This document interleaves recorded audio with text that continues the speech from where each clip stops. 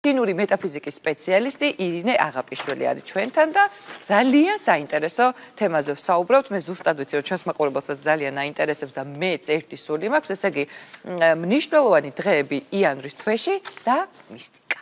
თუ იანვრის იყოს? არა, იანვრიდან დავიწყოთ. აღარ არის. ეს ერთი თვე ამოვაგდოთ. ორი თვე ამოვაგდოთ ჩვენი ცხოვრებიდან. დავიტო მარტზე რას გვეტყვით და მარტზე შემიძლია მაისი უფრო გვაინტერესებს. კი ბატონო, ბოდიშით ნოემბერი იყო და ესე იგი ძალიან საინტერესო ეს მისტიკა საერთოდ ცოტა თვალებში დამიბნელა, იმიტომ რომ ძალიან მაინტერესებს ეგეთი რაღაცები და აბა გისმენთ მოგესალმებით პირველ რიგში ძალიან მიხარია ყოველთვის თქვენთან სტუმრობა და აი გულით მინდა მაყურებელსაც მივესალმო და კეთილი დღე ვუსურვო ყველას. დიდი მადლობა რომ ჩემი დაბადების დღე გამაგრძელებინეთ ასე ვთქვათ სასრულობამდე. გაიხარე. ეხლა რაც ეხება იანვარს. იანვარი არა, ნოემბერი. ვიცი რომ ნოემბერი, მაგრამ ძალიან სწორი აქცენტი გააკეთე. არა, არ შემეშალა. ძალიან სწორი აქცენტი გააკეთე. არა. იანვარ სწორი აქცენტი, იანვარი კი არ თქვა. იანვარი, იზე გააკეთა. იანვარი. ოკეი.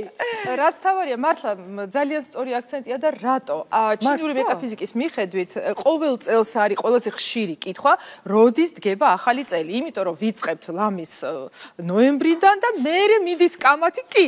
ამიტომ ვთქვი, მერე მიდის კამათი ნოემბერიო, დეკემბერიო, არა იანვარში დგება ეს ახალი წელიო, არა მერე ჩინური კალენდრი ხვარი, მართლმადიდებელი კალენდრი წინასწარ რაღაცა ისე გამოგვივიდა, მაგრამ ამ წინადადებას ვიტყვი და მე ნოემბერს დავუბრუნდები. ახალი წელი წელს დგება 3 თებერვალს, ხალხო. ასე რომ იანვარზე ვისაუბროთ. თებერვალზე და ასე შემდეგ. ეს რაც ეხება ერთი თებერვალი მქონდა დასვენების თვე.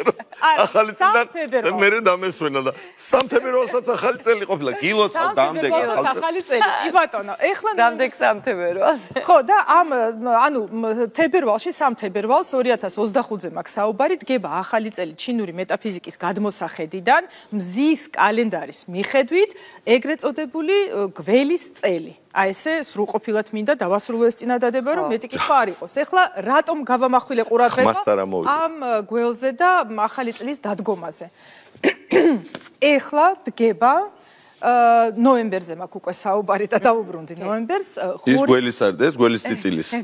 ღორის თვე, რომელიც იწყება სხვათა შორის 7 ნოემბერს. ანუ დღეს ღორის თვე? კი, ანუ თითო თვე ეკუთვნის თითო ცხოველს, ასე თქვა და ჰოროსკოპით 12 ცხოველი ყავს და შესაბამისად ნოემბერი არის ღორის თვე, მაგრამ ისი თქვა მინდა, არასოდეს არ დგება ისე, რომ 1-დან 31-მდე გრძელდება თვის, ასე ვთქვათ, პერიოდი. ეხლაც ესეა, დღეს ხო არის 5, ხო სწორია? შინაური ღოლი გულისხმება თუ გარეული ტახი? მართლა რო გითხრა, ეხლა რომელიც მოვიდა არის ცოტა გარეული. ხო. და რატო? მოაქვს დეპრესია. ახი უფრო კარგ აჭრეს ახლა ყურს. არა, შიშები და მოაქვს ესეთი რაღაცეები, რაც ახასიათებს ასეთ ელემენტს, როგორიც არის წყალი. აჰა, დიახ. შესაბამისად, აი ყველაფერი, მაგრამ მინდა ვთქვა, რომ ბევრად დინამიური იქნება. აი ჩვენი ოქტომბერი ჯერ არ გასულა ამ ჩინური მეტაფიზიკის კალენდარის მიხედვით, იმიტომ რომ 7-მდე გრძელდება და სხვათა შორის დღეს 5 რო არის, ჯერ კიდევ ეკუთვნის წინა თვეს. ანუ ეგ რას ნიშნავს? წინა თვე იყო წლის კულმინაცია, იმიტომ რომ იყო შეჯახების ენერგია, ეს თვითონ წლის დრაკონი და თვის ძაღლი და ბევრი რაღაცა გავიგე და კიდე რო ვაკეთებდი TikTok-შიც ბევრი მაქვს, ყველა სოციალურ ქსელში მაქვს ვიდეო ჩაწერილი, ანუ ვცდილობ პროგნოზები გავაკეთო, ისა თარიღების ანალიზი და ასე შემდეგ. კულმინაციას რატო ვუძახით? იმიტომ რომ პირველი ფიზიკურ დონეზე ხდება, რაც ხდება და კი გავიგეთ რამდენი მიწისძვრა იყო, ირანი ავიღოთ, გერმანია იყო, სხვათა შორის გერმანიაში და ხასიათდა პირველად საერთოდ ისტორიაში არასტანდარტული,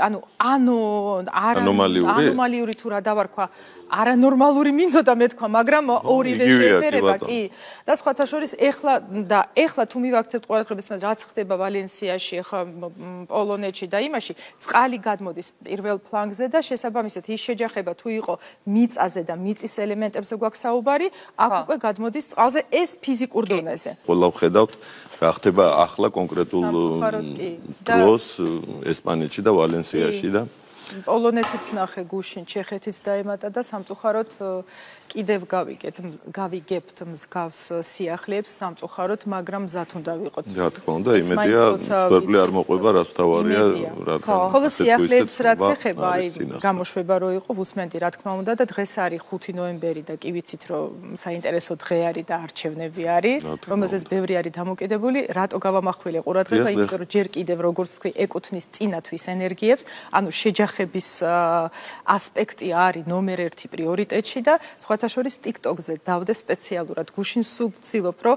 აი არჩევნების წინ ან რაღაცა ისეთი მოვლენების წინ წინა ანალიზი დავდო და მე მეც მაინტერესებს რამდენად რამდენად უკასრავად ცუდი სიტუაცია, რამდენად გაარტყით. აბა რა, საინტერესო განსაკუთრებით. მეც მაინტერესებს. ეროვნული ნაკრების თამაშების წინაც ვდებ, მაგრამ გულის ფანცხალით ბოლომდე არ ვუყურებ ხოლმე, იმიტომ რომ ძალიან სუბიექტური გამომდის და ნუ როგორც ქვეყანა, ვაიმე აბა რა. ტოტალიზატორში ცხოვრდებთ ხოლმე რაღაცებს. არ შეიძლება ჩვენი შინაგანი. არა, თქვენ არა, მე დავდებ ხოლმე თქვენ. ზუსტად ეგ ვკითხა და დაადეთ. არ შეიძლება წმინდა ენერგეტიკული თვალსაზრისით ანუ ეს რაღაცა მე ცოტა სიღრმეში მიდის და მე რა შევთავაზე იცი? სხვას რო უთხრა და სხვა რა კარგია ერთმანეთს კი მოატყულებთ მაგრამ იქ რასიდან იქ იმან ზუსტად არა ეს ხუმრობა რა თქმა უნდა ასე რომ ნოემბერი მართლა საინტერესო იქნება და კი გადავალთ ამ ნოემბერში უკვე 7 რიცხვში და გარდა იმისა რაც ვთქვით მინდა ესეთი ცოტა ლამაზი ასპექტით შემოვიტანოთ პირველ რიგში ეს ჩინური მეტაფიზიკა ძალიან მხიბლავს და რითი ასე ვთქვათ მოიგო ჩემი გული ყველაფერი არის სიმბოლო და ყველაფერი არის ვიზუალიზაცია და ბევრი რამ დამოკიდებულია იმაზე თუ ჩვენ როგორ ვშიფრავთ ამა თუ იმ მოვლენებს თუ ენერგიებს და ასე შემდეგ. თუ ნოემბერს შევეხებით, აქ საუბარი არის ისეთ რაღაცაზე, აი უბრალოდ წარმოიდგინეთ და ბევრი რაღაცა გაიხსნება და ბევრ კითხვაზე პასუხიც მოვა, ასე ვთქვათ, რომ ნოემბრის თვის ენერგია არის ძალიან ლამაზი, წყნარი, დიდი წყალი კი ბატონო, ზედაპირზე, ამ წყლის ზედაპირზე ულამაზესი გაშლილი თეთრი ლოტოსებით. აი ეს არის ნოემბრის თვის, კი ბატონო, თითო თვეს აქვს ესეთი ვიზუალური გაშიფრვა ძალიან. და სხვათა შორის ამასაც, მაგრამ აქ როგორც წყალს ჩვევია, არის ერთი რამ, ზედაპირი წყნარი და ლამაზია. აბა რა, ქვედა დინება სიღრმეში რო ჩავდივართ, იცვლება თვითონ ფერი, ხო ვიცით რომ რაც უფრო სიღრმეში ჩავდივართ, მით უფრო ნაკლები სინათლე არის და ასე შემდეგ. ახლა ეგ პრიზმა რომ გადავიტანოთ მოვლენებზე, ან ყოველდღიურობაზე, მივხვდებით უკვე ძირითადი ასპექტი რა არის ნოემბრის. ანუ ის არის რომ ზედაპირულად რომ უყურებ ძალიან ლამაზია და სიამოვნებს, მაგრამ ყოველთვის უნდა ჩაიხედო ცოტა სიღრმეში იმისთვის რომ მოიპოვო კითხვაზე პასუხი. აი ეს არის თვითონ ნოემბრის ესეთი ვიზუალური დახასიათება. მოდით ესე დავარქვათ, მაგრამ პასუხია და არჩევნების შედეგები იცით ახლა იქ რა დავთავდება და სუბიექტური კი. რამდენად მაგუფლება ეხა გავაშვა? არა, ეხლა არა, მე მითხარ. სხვანაირად ვიტყვი და გეტყვი. მე მითხარ. გამიხარდება? მაყურებელსაც ვეტყვი, იცით, ოღონდ არ ვიტყვი რა მაქვს ნათქვამი ასე ვთქვათ, მაგრამ TikTok-ზე დევს გუშინდელი ვიდეო სპეციალურად, სადაც ბოლოს ვამბობ, ჯერ არის ანალიზი სამწუთიანი, რატომ ვფიქრობ ასე და ბოლოს არის ჩემი დასკვნა და მაინტრიგეთ ძალიან რა. კომენტარიც ბევრია. მან ხდება ამბავი, აქეთ არა, იქით არა, აქეთ არა, იქით და ნუ ჩემი პასუხისია მეც მაინტერესებს. ძალიან კარგი ხვალშეხვდებით. შეხვდებით? გარდა ამისა არის ძალიან ბევრი საინტერესო და მისტიური დღე ნოემბერში. მისტიური რატო? იმიტომ რომ ეს დღე გვაძლევს იმის საშუალებას, რომ გავააქტიუროთ ის ასპექტი და ის სფერო, რომელიც ჩვენ გვაინტერესებს. მე ყოველთვის მაინტერესებს ფინანსური, რა ვქნა? ჩვენ. ო, გაგიკვირდება და ჩვენც. ეგ არის ჩემი მთავარი მამოძრავები. ამიტომ 6 რიცხვი არის პირველი, ანუ ხვალ მთელი დღის განმავლობაში. ციფრებს ვიწერ. 6 დანარჩენს არ გავაჟღერებ, იმიტომ რომ მაინც ვერ დავიმახსოვრებ და გაიფანტებ და ისე Facebook, Instagram, TikTok და ასე შემდეგ. და პირველი კონკრეტული ჩაინიშნე. 6 რიცხვი მთელი დღის განმავლობაში, ხო, უნივერსალური თარიღია, ყველასთვის მისაღები აბსოლუტურად გამონაკლისი არ გვაქვს. მთელი დღის განმავლობაში ჩვენ გვინდა სანთელი, ხო, გვინდა სანთელი დავანთოთ სანთელი ჩრდილოეთ აღმოსავლეთის სექტორში, ნუ ვაბნევ. ჩრდილოეთ აღმოსავლეთის სექტორში მთელი დღის განმავლობაში ნებისმიერი ფერის, ნებისმიერი ზომის სანთელი. შესაბამისად, რომ დავანთებთ ამ სანთელს, აუცილებელი ფერის ნებისმიერი ზომის მთავარია სექტორი, არ აგვერიოს, ანუ დიდი 45 გრადუსიანი სექტორია და ვიცით უკვე ეგა, ვისწავლეთ და შესაბამისად მეორე და მესამე გვაინტერესებს. რაღაცა მთავარი მინდოდა. ხო, რომ დავანთებთ ფინანსებზე ხო არის საუბარი, ძალიან მერკანტულად უნდა მიუდგეთ. აი, მინდა ოღონდ კონკრეტულად. ამაზე კი გქონდა საუბარი, მაგრამ ხან უნდა დაასახელო ზუსტად, ხო? შენ გაიხარე. გაიხარე. აბარა, თანხმა მახლა. 6 მილიარდ 334,000 დოლარი და 36 თეთრი. ღმერთმა გისმინოს, მაგრამ ცოტა რეალურთან ახლოს მაინც 36 თეთრი, კაი. და იმასაც გეტყვით, რაღაცა ხრიგს გასწავლით, იმისთვის რომ ვთქვათ, ხო არის ხალხი, რომელიც ცდილობს რაღაც აქტივაციები გააკეთოს, ამ ჩაერთოს ამ იმაში, რა ქვია მას, ენერგიებში და ასე შემდეგ, მაგრამ ძალიან ბევრი წერს, რომ ვაიმე, ირინა არ გამომივიდა, ნუ პირველ ჯერზე, მეორე ჯერზე, ლოგიკურია კიდევაც, იმიტომ რომ ბოლომდე უნდა გაიხსნა შენ თვითონ ვისაც გამოვიდა ჩამოგითვლით მილიონერების არა მარტო მილიონერების რატო 1000-იონერების კაი 500 ლარით საქმეა 5000-ით საქმეა 50-ით საქმეა და 5 მილიონით საქმეა გააჩნია რა საფეხური იცით რა მიყვარს ძალიან და მაყურებელსაც მინდა უთხრა ყოველთვის როცა ფიქრობთ, აი ჩემი სიტყვებით ვიტყვი, რომ აი ხო არის მაგალითად, რომ მიზანია და ბევრ რაღაცას აკეთებ, იხარჯები, გინდა, არ გინდა და აი არა. გეგონება დახურული კარია ან რაღაცა ისეთი ციხეა უყავებელი. დათარსული ვარო რო ამბობს ვიღაცა. აი არ მინდა ეკვა. არა, ვიღაცა ესე ყველაზე ხშირი გამოთქმა. არ მომწონს და ამისთვის კიდე 1.45 წუთი დამჭირდება რომ გავშიფრო და თქვა რატო არ უნდა მისტიკურობა მაინტერესებს ძალიან. კი ბატონო, ამას დავამთავრებ, იმიტომ რომ პატარა мотиваცია შეიძლება ვინც გვიყურებს თუნდაც ერთი ადამიანისთვის იყოს გადამწყვეტი და ყოველთვის წარმოიდგინეთ თქვენი თავი შუაში. ჯერ გაიხედეთ უკან, რამდენი ადამიანი თქვენს უკან არის, რომელსაც არ აქვს მიღწეული ის, რაც თქვენ უკვე მიაღწევთ, რასაც თქვენ უკვე მიაღწევთ. მაგას ვეუბნები ხოლმე ხშირად. და მეორე, ყველაზე მნიშვნელოვანი, კიდე წინ დახედეთ, რამდენი ხალხი უკვე არის წინ და იმას ისეთი რაღაცა აქვს მიღწეული, რაზეც დღეს ჩვენ ჯერ ვფიქრობთ, მაგრამ არ დაკარგოთ ეს мотиваცია, არ მოკლათ, რომ არ გამომდის და რომ არა გამოგივა აუცილებლად არ დანებდეთ. უკანაც უნდა გაიხედო და წინაც უნდა იყურებოდე. არაფერში არ დანებდეთ, აი გვერდზე არ უნდა გაიხედო. ესეთი სამოტივაციო. გვერდზე ხო გაგვექცა თვალი? ბალის სხვისგან თუ გამირიბის განამართლა გააქვს, ბალე. მაგას ვარა მექვია უკვე. ეხლა მისტიკას რომ დავუბრუნდეთ, მისტიკა ყოველთვის როცა ვაკეთებთ პროგნოზებს, უნდა ვიცოდეთ ერთი რაღაცა. ნებისმიერ პროგნოზს ეხება. თვის და წლის განსაკუთრებით. პირველი ის, რომ ენერგიები იყოფა 3 დეკადად, ანუ 3 ფაზად. პირველი 10 დღე, მეორე 10 დღე და მესამე 10 დღე, ნუ სიმბოლურად 30 დღე არის თუ 31 თუ 28, მაგას არ აქვს მნიშვნელობა, რატომ? პირველი 10 დღე არის მოთელვა.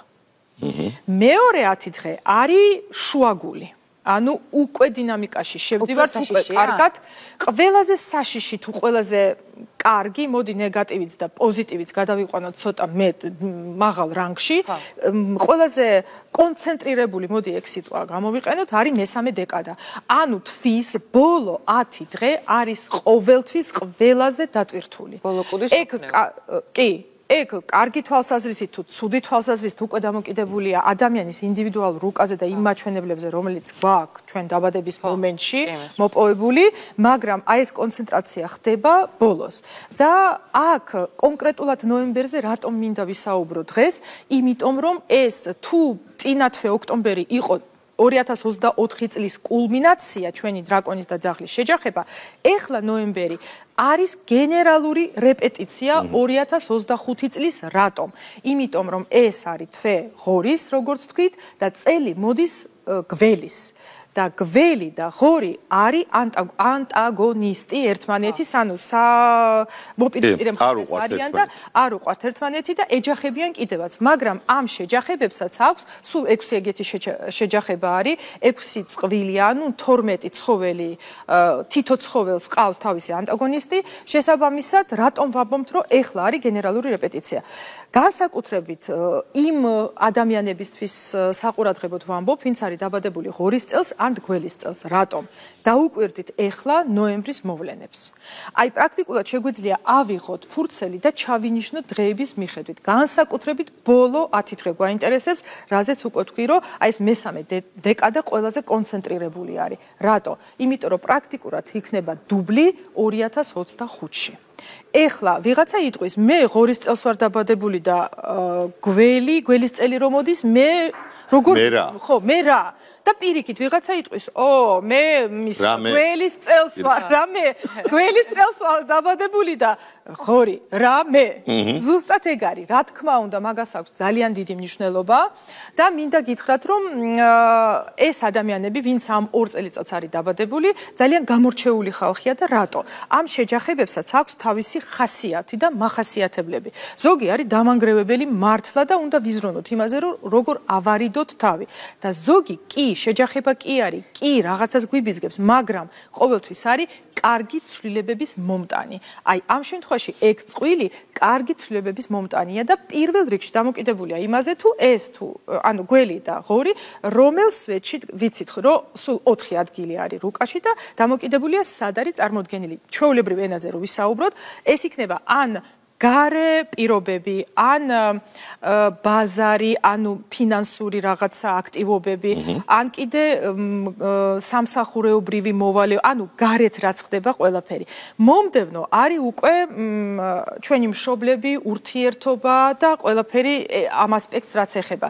მესამე სვეტი არის თვითონ ჩვენ, ან ჩვენი კონკურენტები, ჩვენი ჯანმრთელობა რაც თავარია, ყველაზე მთავარი სხვათა შორის ამ ჩვენ რუკაში არის არა წელი, ყველა ხომ მიჩვეულია იმას, რომ რომელ წელს ხალხი კი ძალიან დიდი მნიშვნელობა ამასაც აქვს, მაგრამ დღეს აქვს უპირატესობა. პირველ რიგში დღეს წელი, ოკეი, მაგრამ დღეს აქვს გადამწყვეტი მნიშვნელობა. იმიტომ რომ ყველაფერი არის რიცხვს გულისხმობ თუ 4 შაბათ 5 შაბათ? არა, რიცხვს გულისხმობ კი ბატონო და რჩება საათი და საათის ან დაბადების საათზე მაქვს საუბარი. ბათაშოს ეგ პრობლემა არა უშავს. ეგ თუ გახსოვს ძალიან კარგია, იმიტომ რომ სრულყოფილი ანალიზი გამოვა, თუ ადამიანს არ ახსოვს, არც ეგ არ არის პრობლემა, იმიტომ რომ მოვლენებიდან გამომდინარე ვაკეთებთ ეგრეთ წოდებულ რექტიფიკაციას, ეგეთი სიტყვა არის, რომელიც გვაძლევს საშუალებას რექტიფიკაციას? კაი, რა მნიშვნელობა? არ აქვს მაგას მნიშვნელობა? ჩაიწერ. მეორეჯერ რექტიფიკაცია ჩაიწერ. რომელიც გვაძლევს საშუალებას, რომ აღვადგინოთ აი ეს დაბადების საათი და ეხლა რისთვის გვჭირდება. დაბადების საათში არის ჩაქსოვილი და კოდის, რავი, როგორ თქვა, ჩადებული ინფორმაცია შვილებზე. პირველია, დაკოდილი ხარ რა, ანუ ყველაზე ხშირი კითხვა არის სხვათა შორის საქართველოში მით უმეტეს და ეგეც განპირობებულია გეოგრაფიული მონაცემებით. ძალიან ბევრი გოგო ყავს, გაუთხოვარი სამწუხაროდ და აი ინბოქსში რო ნახოთ ყველაზე ანუ პირველი ადგილი უკავია ამ კითხვას. არა ფინანსურს. მიხდი ეხლა რა ხდება? გოგოებო.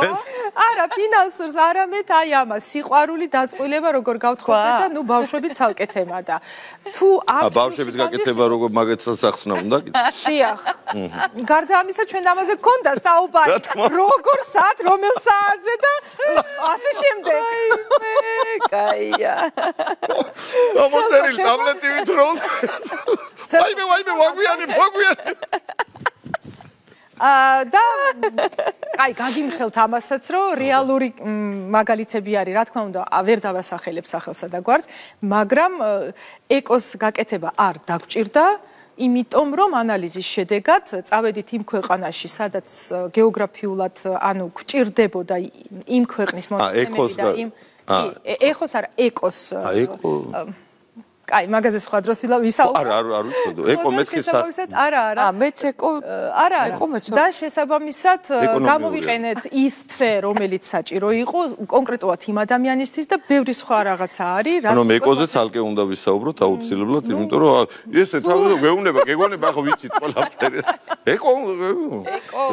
კაი, გავაგრძელოთ ახლა მისტიური დღებით, ხომ? ხო, კი, იმიტომ რომ არის დღეები გვაინტერესებს. ქალბატონებისთვის განსაკუთრებულად საინტერესო იქნება, იმიტომ რომ სილამაზის საკითხებზე უნდა ვისაუბრო. არის სპეციალური დღეები, როცა ეს ჩვენი შეჭრა, დავარცხნა, შეღებვა და ასე შემდეგ, ბევრად ეფექტურია და გარდა იმისა, კიდე ხსნის ნეგატივს და პირიქით მოაქვს დადებითი ენერგია, კაი ხასიათზე ვდგებით და ზუსტად ეგრეა. ფული. ამ დღეს ნამდვილად ავტვირთავ, მაგრამ ერთ-ერთი პირველი ეხა რომელიც არის 9 ნოემბერი. გადასარევი თარიღია, შეჭრაც კარგია, დავარცხნაც კარგია და შეხებაც კარგია. დანარჩენი უკვე კალენდარის მიხედვით ავტვირთავ აუცილებლად, რომ ეხლა ეთერში ასე ვთქვათ ამ ეხლა ეს რო დაემთხვევა ეს აი შეჭრისთვის კარგი დროა იმისთვის და სექსისთვის კარგი დროა. ერთმანეთთან რო მოხდება ხოლმე დამთხვევა, პრიორიტეტი როგორ უნდა არ ხდება დამთხვევა. ისე მაგაწერილი რომ პრიორიტეტი უნდა კონდეს მინიჭებული. ან ერთი, ან მეორე. ბატონო და ჩამოყალიბდი რა გჭირდება უფრო. შეჭრა მანამდე ჯობია თუ მერე თუ როგორ? ინდივიდუალურია. მერე ჯობია. მერე ჯობია. აი მოусმინეთ ადამიანს. კარგი, მე კალენდარს გავაკეთებ. ახლა კალენდარს კი არა, საათობრივად. დიდი მადლობა მინდა გითხრათ როგორ კიდე შემიძლია ვისაუბრო ბევრი, იმიტომ რომ 11 შანსზე შემიძლია გავაკეთო ჰოროსკოპი, რომელიც ასევე უკვე ატვირთულია როგორც სტატია საიტზე, ასევე ვიდეო და გარდა იმისა ელემენტებზეც შეგვიძლია ვისაუბრო. ნახე, ეხა ისეთი რაღაცა რომ ეხა ეს ინფორმაცია რა გამოგილევთ მასალას. ჯერ უნდა ეს გადავხარშოთ და გავაანალიზოთ, იმიტომ რომ ერთიანად ვერ მივიღებთ ამტან ინფორმაციას. ჯერ ეს გადავხარშოთ, შემოვინახოთ, მე ზოგი შევწვათ, ზოგი გადავატრიოთ, გადმოტრიოთ, კაია, მოკლედ. ამ გადახარშვაში მე მგონი სიმღერა მოგვეხმარება ჩვენ ძალიან, მაგრამ მანამდე რა თქმა უნდა თქვენ დაგემშვიდობებით და მადლობა გეტყვით როგორც ყოველთვის. იმდენად მოცულობითია ხოლმე თქვენი ინფორმაცია, რომ არ ყოფნის ხოლმე არასდროს გადაცემა და კიდე მოვალ. რა თქმა უნდა. ჩამოვედი და მოვახშირ. გამოხვედით სადა ასტრალში იყავით გასული. კი. აბა ყოველთვის გელოდებით.